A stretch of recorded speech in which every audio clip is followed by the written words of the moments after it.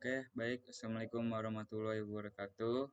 Perkenalkan, nama saya Muhammad Nofal Atfal. Saya dari Rombel NE02 dari jurusan Teknik Informatika Angkatan 2023. Di sini saya akan menjelaskan dengan cara kerja MPLS dan MPBJP dan NLRI.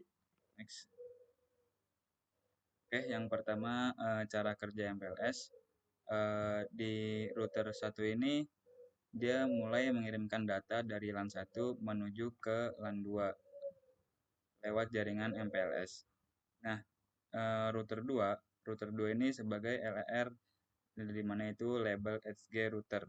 Menerima paket dari CE, dia menambahkan label MPLS di header paket. Nah, label ini berfungsi untuk menggantikan IP address di routing. Nah, paket yang sudah dilabel masuk ke jaringan core MPLS, router 3 dan router 4 ini mereka hanya bisa membaca label, menggantikan label lama dengan label baru sesuai table forwarding.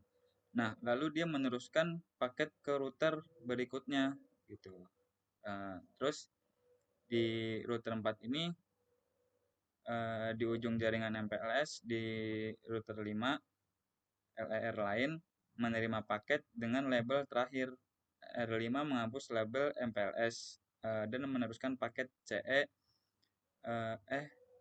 dengan meneruskan paket ke CE tujuan yaitu LAN 2 dengan IP 10.2.0/24. Nah, setelah paket akhirnya sampai ke LAN 2 tanpa masalah, semua proses routing ini di jaringan MPLS dilakukan dengan cepat menggunakan label tanpa membaca tabel di setiap IP di setiap hop gitu.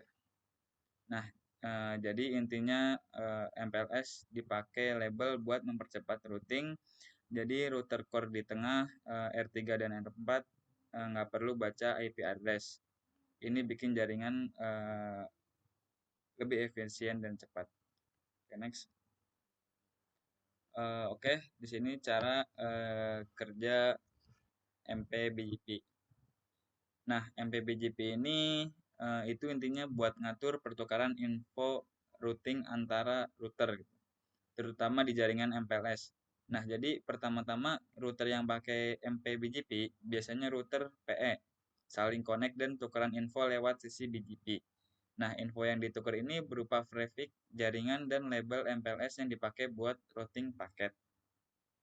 Nah, MPBJP ini nggak cuma ngirim info IP biasa, tapi dia juga ngasih label MPLS dia ketika data dikirim. Nah, label ini dipakai di jaringan core MPLS buat ngarahin paket.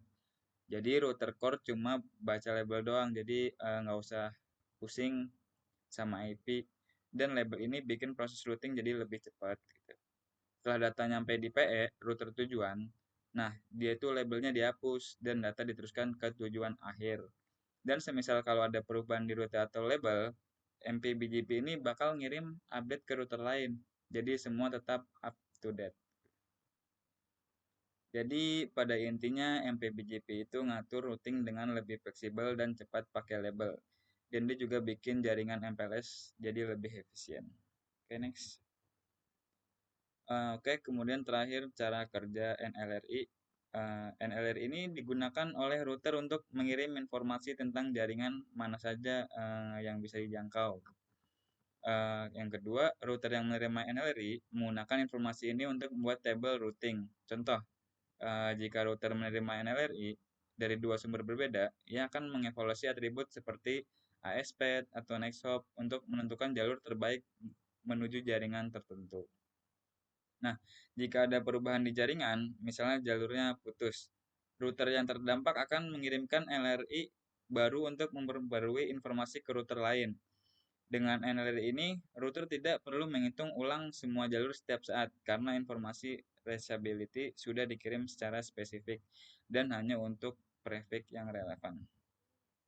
Oke, cukup sekian penjelasan dari saya. Selebihnya mohon maaf.